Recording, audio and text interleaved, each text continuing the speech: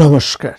মহামতি অনন্তলালকে স্মরণ করে রামায়ণী ফল্গুধারার ১৪৩তম পর্বের আলোচনায় আমরা উপস্থিত হয়েছি। মহাবীর নীলের হাতে রাক্ষস বীর রাবণের প্রধান অমাত্য এবং অত্যন্ত বিশ্বস্ত সেনাপতি প্রহস্ত মারা পড়লেন।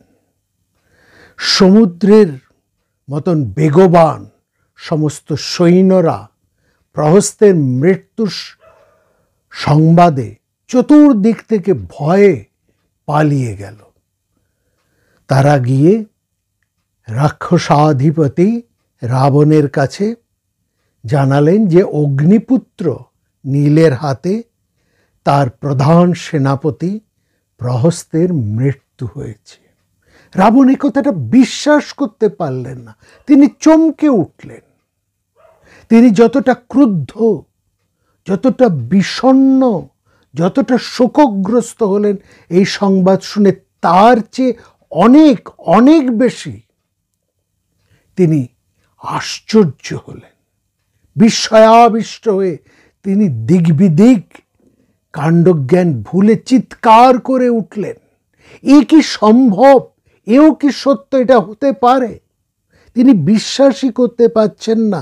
তার প্রধান সেনাপতি, তার প্রধান অমাত্য বীর প্রহস্ত, যার দীর্ঘদিনের তার বিশ্বস্ত পুরুষ, যিনি একাই ইন্দ্রের সমস্ত সৈন্যদেরকে এক সময় ধ্বংস করে দিয়েছিলেন, সেই প্রহস্ত একটা সামান্য বানর বীরের হাতে মারা পড়েছে। তিনি এই কথাটা কিছুতেই মানতে পারলেন না। চিৎকার করে উঠে বললেন, আজ যারা তাকে হত্যা করেছে আমি নিজেই তাদেরকে শেষ করব। সেই শত্রুদেরকে অবজ্ঞা করা যায় না। আমি শত্রু বিনাশ বা বিজয়ের কথা ভাবছি না।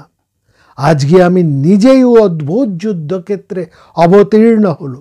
দীপ্ত অগ্নি যেমন সমগ্র অরণ্যকে দহন করে, তেমনি আজ আমি রাম লক্ষ্মণ সমেত সমস্ত বানর বাহিনীকে নিঃশেষে দগ্ধ করব। সমস্ত বানরের রক্তে আজকে আমি পৃথিবীকে তর্পণ করব। সন্তর্পয়িষ্যামি পৃথিবীং কপিত শোণিতৈ। এই কথা বলে দেবরাজ ইন্দ্রের শত্রু, মহাকবি বলছেন, রাবণের বিশেষণে বলছেন, দেবরাজ ইন্দ্র শত্রু রাবণ আমার রাজশত্রু।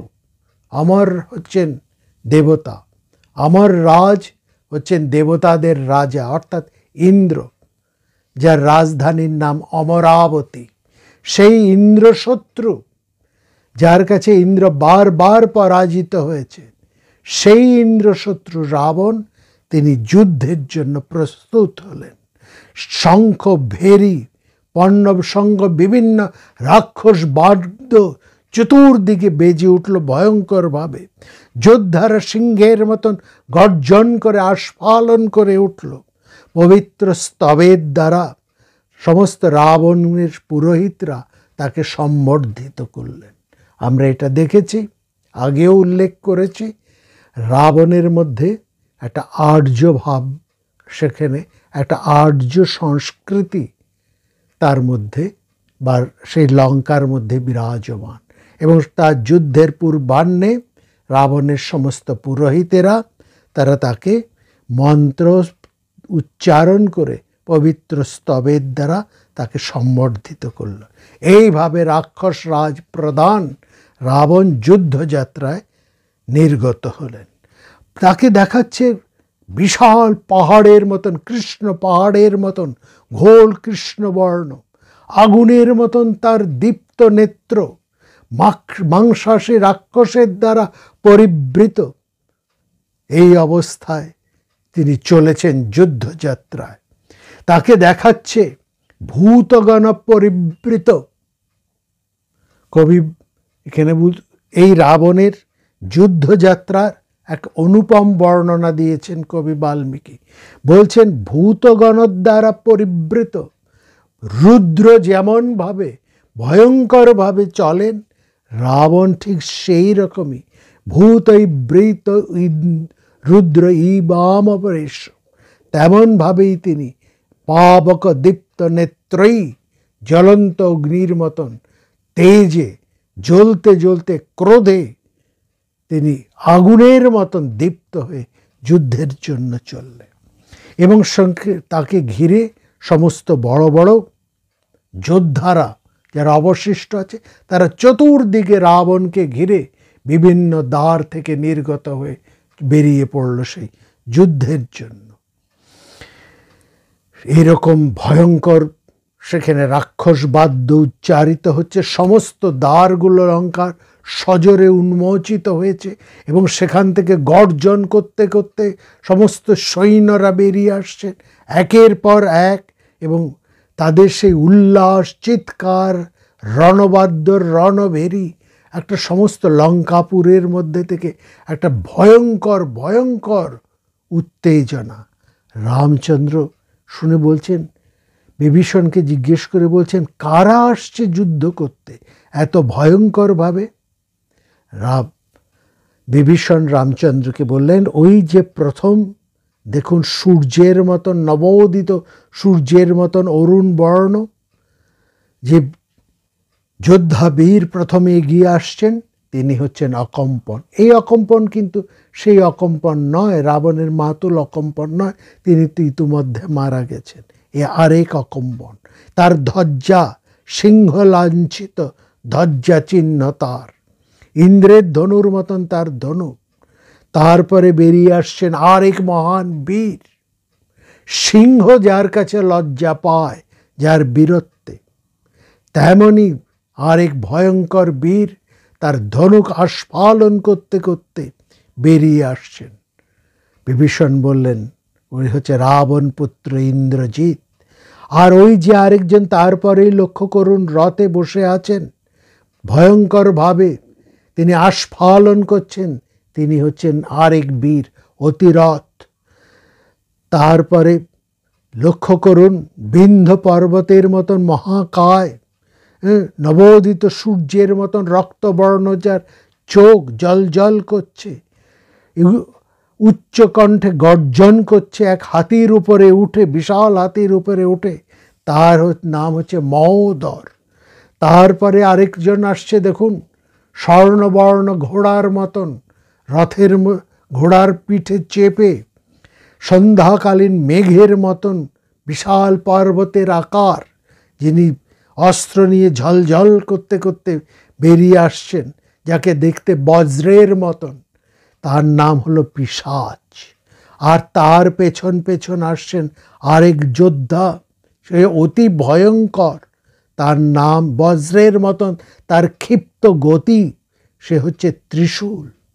তারপরে আসছেন ত্রিশিরা, মেঘের মতন কৃষ্ণবর্ণ সেই ত্রিশিরা। তারপরে আসছেন কুম্ভ, তার সঙ্গে আসছেন ভীষণকর্মা নিকুম্ভ, হাতে তার পরিগ্রা নামক অস্ত্র।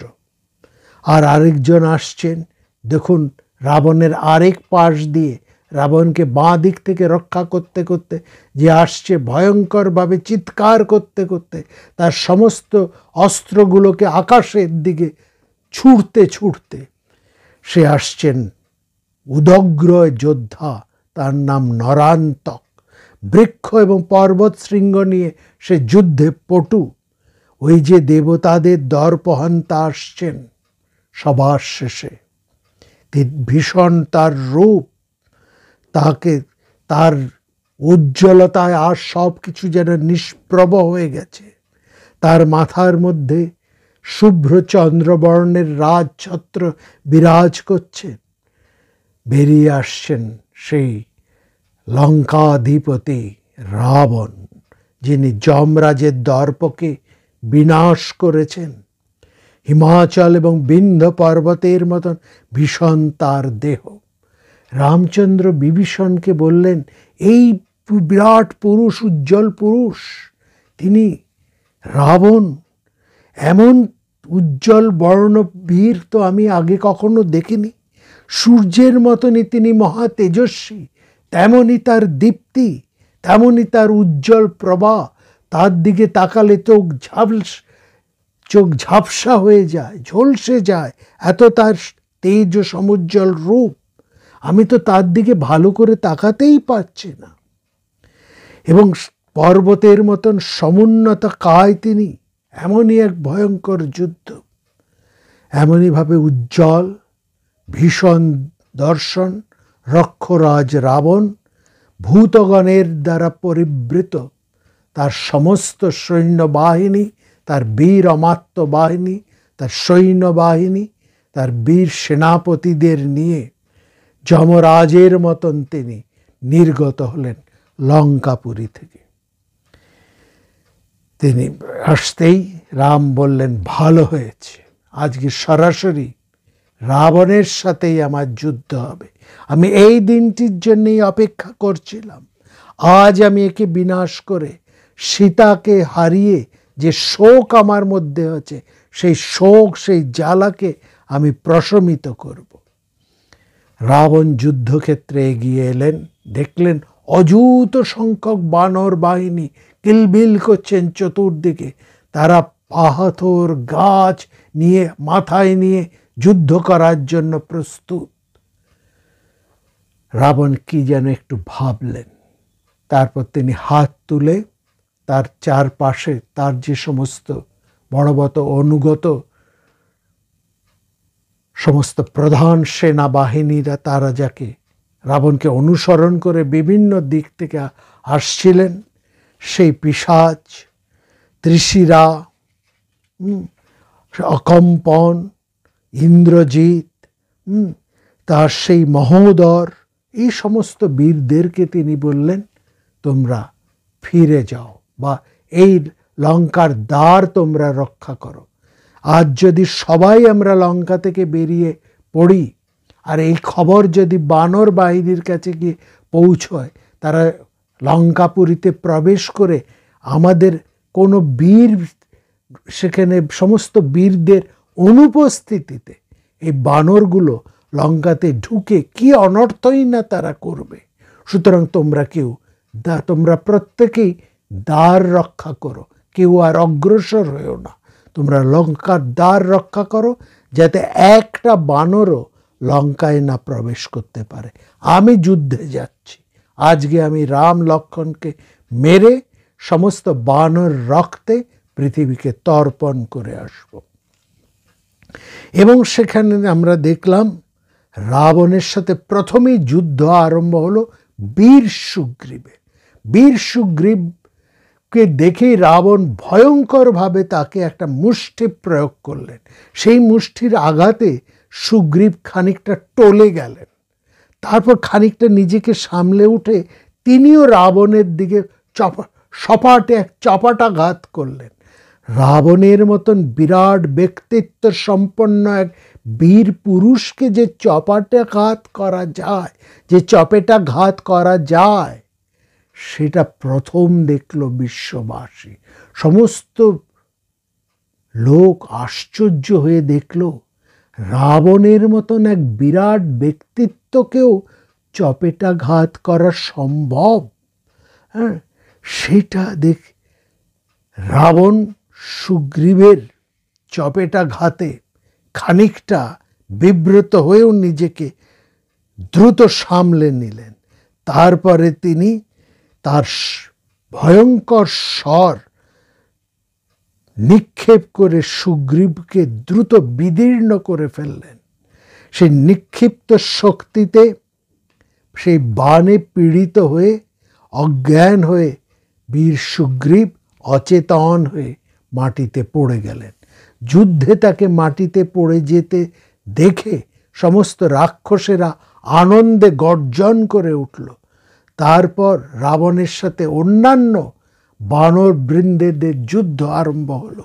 গবাক্ষ, গবয়, সুসেন, ঋষভ, জ্যোতির্মুখ, নল, সমস্ত বিশালাকায় বানর বৃন্দ চতুর্দিক থেকে রাবণের উপর বড় বড় প্রস্তরখন্ড নিক্ষেপ করতে আরম্ভ করল। রাবণ তাদের প্রস্তরখণ্ডের দ্বারা পীড়িত হয়ে তিনি তার বাণ প্রয়োগের দ্বারা সেই সমস্ত প্রস্তরখণ্ডগুলো তার প্রতি নিক্ষেপিত সেই প্রস্তরখণ্ডগুলোকে টুকরো টুকরো করে দিলেন। তারপরে রাবণ অত্যন্ত ক্রুদ্ধ হয়ে প্রত্যেক বানর বীরের সাথে একলাই তিনি যুদ্ধ আরম্ভ করলেন এবং এত দ্রুত গতিতে রাবণ চতুর্দিকে স্বর যোজনা করে তার চতুর্দিকে তাকে ঘিরে ধরা বানর মহাবীরদের প্রতি এত দ্রুত এবং ক্ষিপ্রতার সাথে তিনি বাণ বর্ষণ আরম্ভ করলেন যে বানর বীরেরা আর পালাতে পথ পেল না। বা রাবণের বাণে বহু বানর বীর মারা পড়ল, মাটিতে ভয়ঙ্করভাবে বিদ্ধ হয়ে তারা আর্তনাদ শুরু করল। রাবণের বাণে বিদ্ধ হয়ে বানরেরা হয় মৃত নয় আর্ত। তখনই সেইখানে ছুটে এলেন রামচন্দ্র। সেই বানর বাহিনীর আর্তনাদ শুনে রামচন্দ্র দ্রুত এসে উপস্থিত হলেন। যখন রামচন্দ্র যুদ্ধ করতে যাচ্ছেন রাবণের দিকে, তখন লক্ষ্মণ বললেন, আর্য আপনি এখানেই থাকুন, এর সাথে যুদ্ধ করার জন্য আমি যথেষ্ট, এই দুরাত্মাকে বধ করার জন্যই আমি যথেষ্ট, আপনি আমাকে অনুমতি দিন, আমি একে বিনাশ করব। রামচন্দ্র বললেন, খুব সাবধানে তুমি এর সাথে যুদ্ধ করো, নিজের দুর্বলতা যেদিকে, ছিদ্র যেদিকে, সেদিকে লক্ষ্য রেখে এই দুরাত্মার ছিদ্রকে লক্ষ্য করে সেই দিকে তুমি বাণ প্রয়োগ করবে। এবং তারপরে আমরা দেখলাম লক্ষ্মণের সাথে রাবণের ভয়ঙ্কর যুদ্ধ আরম্ভ হলো। সেই যুদ্ধের দেখছি রাবণের সাথে যখন লক্ষ্মণের যুদ্ধ হচ্ছে, সেইখানে উপস্থিত হয়েছেন হনুমান। হনুমান বললেন রাবণকে, তুমি দেবতা, দানব, গন্ধর্ব, যক্ষ এবং রাক্ষসদের অবদ্ধ, এটা জানি, এইমাত্র বর তুমি লাভ করেছ, কিন্তু আমাদের কাছ থেকে অর্থাৎ বানরদের কাছ থেকে তোমার কিন্তু ভয় আছে। অবধান্তং তয়া প্রাপ্তং বানরে বস্তু তে ভয়ম, বানরদের হাত থেকে তোমার ভয় আছে বলে হনুমান ভয়ঙ্করভাবে রাবণকে আক্রমণ করল।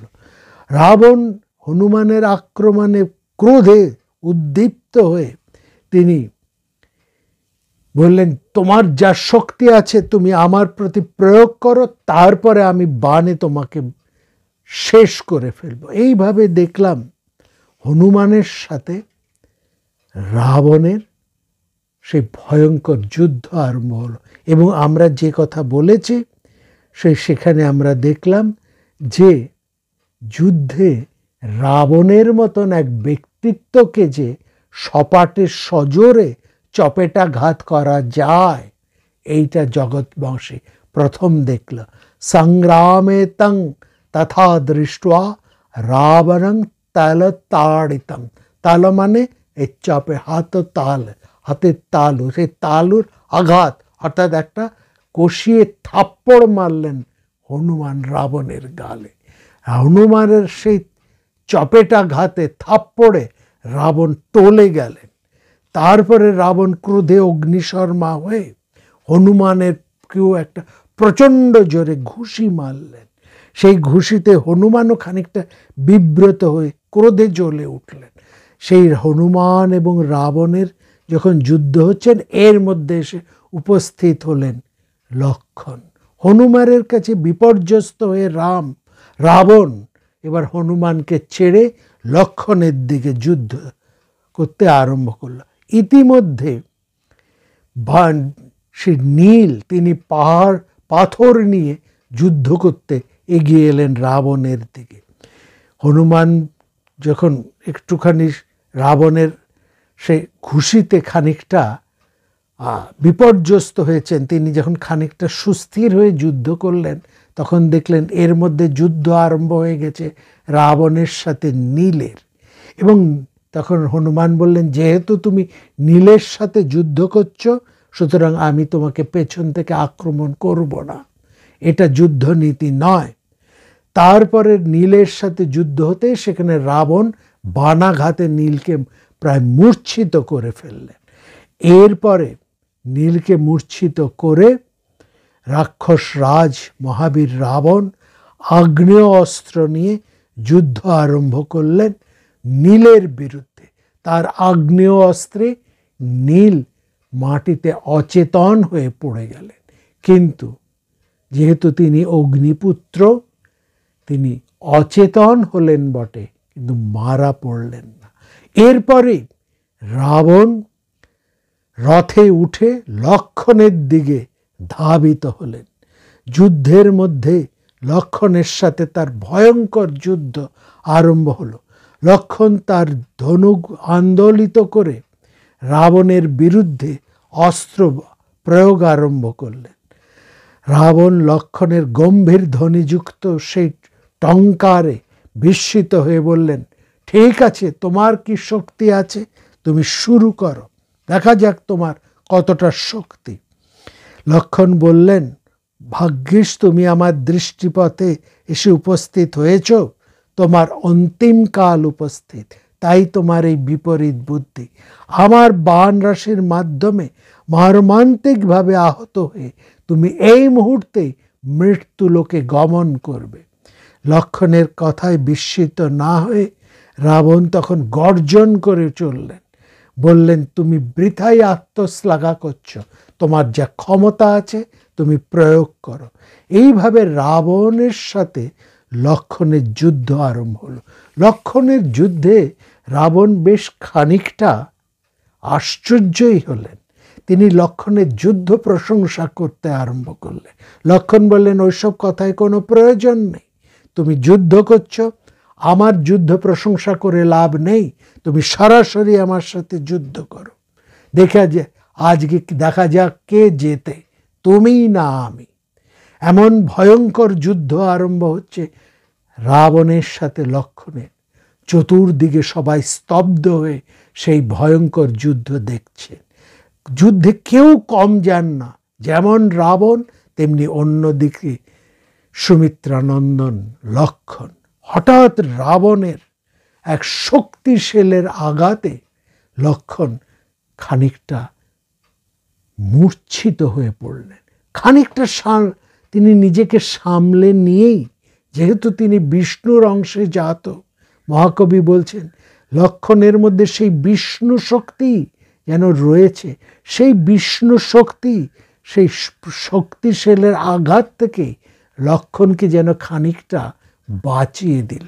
অর্থাৎ রাবণ তার ভয়ঙ্কর শক্তিশাল লক্ষ্মণের প্রতি নিক্ষেপ করেছেন। রাবণের বাণাঘাতে লক্ষ্মণ আর্ত হলেন। অতি কষ্টে তিনি মূর্ছা অবস্থার থেকে সংজ্ঞা লাভ করেই আবার রাবণের সেই ধনুককে তিনি টুকরো টুকরো করে কেটে দিলেন।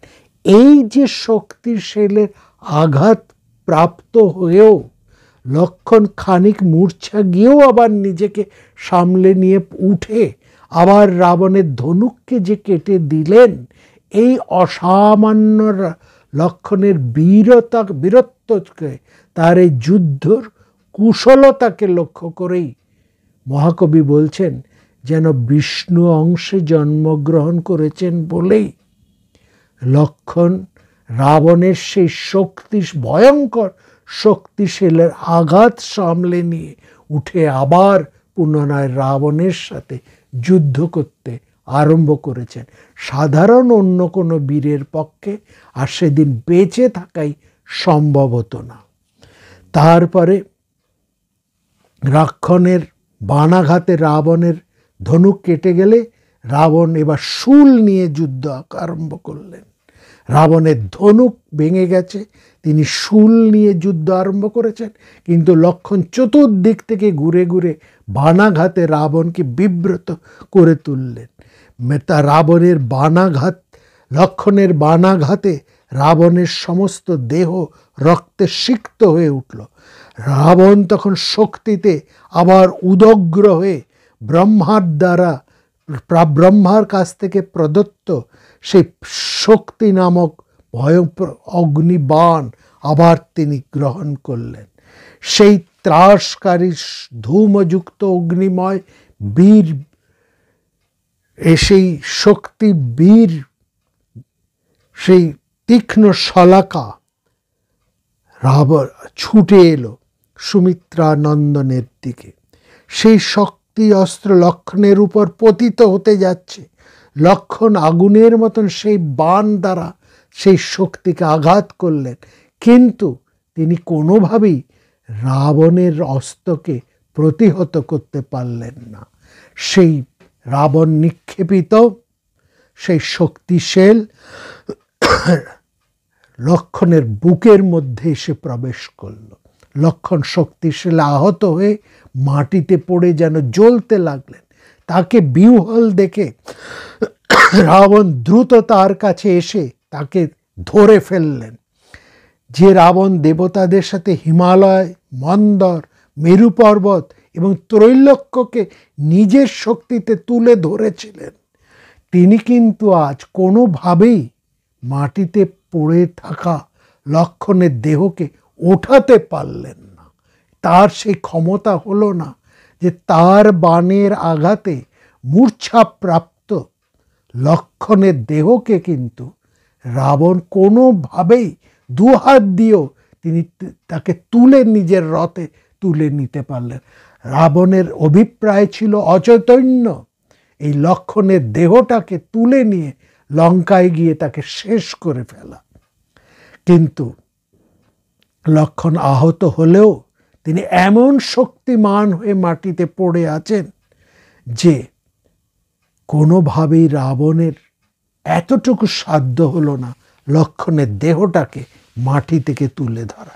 এই অবস্থায় দেখে ক্রুদ্ধ বায়ুপুত্র হনুমান দ্রুত রাবণের দিকে ছুটে এলেন। বজ্রের মতন মুষ্টির দ্বারা রাবণের বুকের মধ্যে ভয়ঙ্কর আঘাত করলেন। সেই হনুমানের আঘাতে, মুষ্ঠাঘাতে রাবণের মুখ, চোখ, কান থেকে রক্তপাত আরম্ভ হলো। অচেতন মূর্ছিত হয়ে রাবণ সেখানে আর স্থির থাকতে পাচ্ছেন না। ফলে ঋষি, দেবতারা, বানরেরা রাবণের এই অবস্থা দেখে তারা আনন্দধ্বনি করতে লাগলো। হনুমান দ্রুত লক্ষণকে সেই জায়গার থেকে তুলে নিয়ে যেখানে রামচন্দ্র আছেন সেইখানে চলে গেলেন। লক্ষণের এই অবস্থা দেখে, অচৈতন্য অবস্থা দেখে রামচন্দ্র ক্রোধে অগ্নি শর্মা হয়ে তিনি ছুটে চললেন সেই রাবণের দিকে, যেখানে, এবং রাবণও তখন যুদ্ধে পরাজিত লক্ষণকে ছেড়ে নিজের রথে চড়ে আবার যুদ্ধ আরম্ভ করলেন। এবার তার সাথে যুদ্ধ আরম্ভ হলো সরাসরি রামচন্দ্রের। চতুর্দিক থেকে রাক্ষসদের আস্ফালন একদিকে, অন্যদিকে বানর সৈন্যের আস্ফালন। পরস্পরের সাথে ভয়ঙ্কর যুদ্ধ আরম্ভ হচ্ছে। কত রাক্ষস বীর, কত বানর বীর যে মারা গেল তার কোনো ইয়ত্তা নেই। এমন সময় রামচন্দ্র ক্রুদ্ধ বিষ্ণু যেমন অস্ত্র নিয়ে বিরোচন পুত্র বলির দিকে ছুটে গিয়েছিলেন, ঠিক একইভাবে রামচন্দ্র রাক্ষস রাজ রাবণকে বললেন, ও হে রাক্ষস ব্যাঘ্র, তুমি দাঁড়াও, কোথায় পালাচ্ছ? হয় তুমি আমার সাথে যুদ্ধ করো, এই যুদ্ধে হয় তুমি মারা যাবে, না হয় আমি মারা যাব। যতক্ষণ তুমি কিংবা আমি বেঁচে আছি ততক্ষণ এই যুদ্ধ চলবে। তুমি আজ লক্ষণকে শক্তিশালী আহত করেছ, আমি তার প্রতিশোধ নিতে এসেছি। আমি এই যুদ্ধে তোমার পুত্র পৌত্র সমেত সবাইকে আজ যমসদনে প্রেরণ করব। এইভাবে রামচন্দ্রের সাথে রাবণের ভয়ঙ্কর যুদ্ধ আরম্ভ হলো। রামচন্দ্র তার তীক্ষ্ণ বাণ জালে চতুর্দিক থেকে রাবণকে ঘিরে ধরলেন। রাক্ষসনারা কোনোভাবেই রাবণকে রক্ষা করতে সমর্থ হলো না। রাবণ মহৎ বানর বীরদেরকে আঘাত করে তাদেরকে মূর্ছিত করেছিলেন, কিন্তু আজকে তারা রামচন্দ্রের উপস্থিতিতে দ্বিগুণ পরাক্রমে রাবণকে ঘিরে ধরলেন। রাবণ এবং রাক্ষস সেনারা যুদ্ধ করছেন রামে তথা বানর বীরদের বিরুদ্ধে। যুদ্ধ হচ্ছে রামচন্দ্রের সাথে রাবণের সামনাসামনি। রামচন্দ্র বজ্র অশ্বিনীর মতন তার স্বর নিক্ষেপ করে রাবণের বক্ষ প্রদেশে প্রচণ্ডভাবে আঘাত করলেন। সেই এর আগে কোনো যুদ্ধে রাবণ এত বিচলিত হননি। আজকে রামচন্দ্রের বাণে রাবণ আর দাঁড়াতে পারলেন না। সহসা রামচন্দ্র তার তীক্ষ্ণ বাণ প্রেরণ করে রাবণের মাথার মুকুটকে, তার শিরস্ত্রাণকে, তার স্বর্ণ মুকুটকে টুকরো টুকরো করে কেটে ফেললেন। যুদ্ধক্ষেত্রে রাবণকে দেখাচ্ছে বিষহীন সর্পের মতন, অস্তাচলে কিরণবিহীন সূর্যের মতন। তার সৌন্দর্য নষ্ট হয়ে গিয়েছে, তার মুকুট কাটা পড়েছে।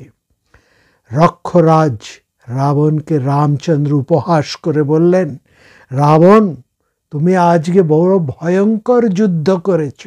আমি জানি তুমি আমার প্রধান বীরদেরকে হত্যা করেছ, আমার ভাইকে তুমি শক্তিশীল প্রয়োগ করে তাকে মূর্ছিত করেছ, কিন্তু আজকে আমার বাণে তুমি পীড়িত। তোমার রথ, অশ্ব, সারথি সব মারা পড়েছে, তোমার ধনুক, তুন সব আজ নষ্ট হয়ে গেছে। এই অবস্থায়, এরকম অরক্ষিত অবস্থায় আমি তোমাকে মারব না, এটা বীরের লক্ষণ নয়। অর্থাৎ রাবণকে খালি পেয়েও রামচন্দ্র আজকে তাকে প্রাণ দান করলেন। বললেন, তুমি আজ অত্যন্ত শ্রান্ত, ক্লান্ত, বিপর্যস্ত। যুদ্ধের আবরণ সব তোমার নষ্ট হয়ে গিয়েছে। তোমাকে আমি এত অসহায়ভাবে বিদ্ধ করে শেষ করব না, বরং আজ তোমাকে আমি প্রাণ দান করছি। তুমি আজ যুদ্ধে পীড়িত, তুমি লঙ্কায় ফিরে যাও, সেখানে আশ্বস্ত হয়ে বিশ্রাম নিয়ে আবার শক্তি লাভ করে রথ, ধনুক, সেনাসহ এসে তোমার শক্তি প্রদর্শন করো। কৃতং তয়া কর্মং মহৎ সুভীমং হতপ্রবীরশ্চ কৃতাশ্রয়ম প্রজা তস্মাৎ পরিশ্রান্ত ইতি ব্যবস্য নতাং শরে মৃত্যু বশং নয়ামি। তোমাকে পরিশ্রান্ত, ক্লান্ত, ধ্বস্ত দেখে আমি তোমার উপর বাণ প্রয়োগ করব না। আর তুমি প্রজা হি জানামি রথা রণাধিরস্তং প্রবিশ্য রাত্রিঞ্চ রাজ লঙ্কাম। তুমি আজ লঙ্কায় ফিরে যাও, এই রাতটা তুমি বিশ্রাম নাও, কালকে আবার শক্তি ফিরে পেয়ে রথ, ধনুক, বাণ, অস্ত্র সসৈন্যে সহস্রে আমার সম্মুখীন হয়েও। এই কথা বলে রামচন্দ্র ফিরে গেলেন তার পীড়িত বানর সৈন্যদের কাছে। তিনি তাদেরকে আবার যত্ন করে তাদের সমস্ত আঘাত স্থানের মধ্যে প্রলেপ দিয়ে তাদেরকে আবার সর্বপ্রকার ওষুধ দিয়ে তাদেরকে সুস্থ করে তোলার জন্য বৈদ্যরাজ সুসেনকে নির্দেশ দিলেন। ওদিকে রাবণের দর্প এবং হর্ষ দুই নষ্ট হয়ে গিয়েছে, তার ধনুক কাটা পড়েছে, তার ঘোড়া এবং সারথি দুই হয়েছে নিহত। রামচন্দ্রের বাণে রাবণ আজ পীড়িত। তিনি আজ অত্যন্ত দর্প সহকারে তার স্বর্ণ রথে এসেছিলেন যুদ্ধ করতে, আজ তাকে একাকী নিঃসহায়ভাবে মাটিতে দাঁড় করিয়ে দিয়েছেন রামচন্দ্র। তার শৌর্য বীর্যের প্রতীক তার মাথার সেই দীপ্ত স্বর্ণ মুকুট আজ টুকরো টুকরো হয়ে যুদ্ধক্ষেত্রে ছড়িয়ে আছে। এরকমই ধ্বস্ত অবস্থায় রণক্লান্ত বিপর্যস্ত রাক্ষসরাজ রাবণ খালি পায়ে প্রবেশ করলেন লঙ্কায়। দেবশত্রু রাবণ এভাবে পরাজিত হলে সমস্ত দেবতারা, দানবেরা, ভূতগণ, দিকসমূহ, সাগর, ঋষি, মহাসর্প, যাবতীয় ভূচর এবং সমস্ত জলচর প্রাণী তথা দেবতারা আনন্দে প্রীতিবাক্যে উন্মোচিত হয়ে রাবণের এই অবস্থা দেখে রামচন্দ্রকে করলেন অভিনন্দিত। ধীরে ধীরে রাত্রি নেমে এলো। রামচন্দ্র ঘুরে ঘুরে শিবিরে তার পীড়িত সৈন্যদেরকে, বানর সেনাদেরকে নানাভাবে উৎসাহিত করলেন। যারা যুদ্ধে ভীষণভাবে আহত হয়েছেন তাদেরকে চিকিৎসার ব্যবস্থা করলেন। অন্যদিকে রাবণ একাকী তার কক্ষে লজ্জায়, অপমানে নিরুপাক হয়ে বসে রইলেন। তিনি বিশ্বাস করতে পারছেন না যে রাবণ পৃথিবী জয়ী, ত্রিভুবন জয়ী যে রাবণ, যার কাছে ইন্দ্র, যম, বরুণ, অগ্নি কোনো দেবতাই দাঁড়াতে পারে নাই, কোনো যক্ষ, রক্ষ, অসুর কারো সাহস হয়নি তার চোখে চোখ রাখার। আজকে এমনভাবে অপমানিত হতে হয়েছে রাবণকে। সারা রাত তিনি তর্জন গর্জন করে, চিৎকার করে, ক্ষোভে দুঃখে ফেটে পড়লেন। এক রাত্রি দুজনের জীবনে দুরকম ভাবে উপস্থিত হলো।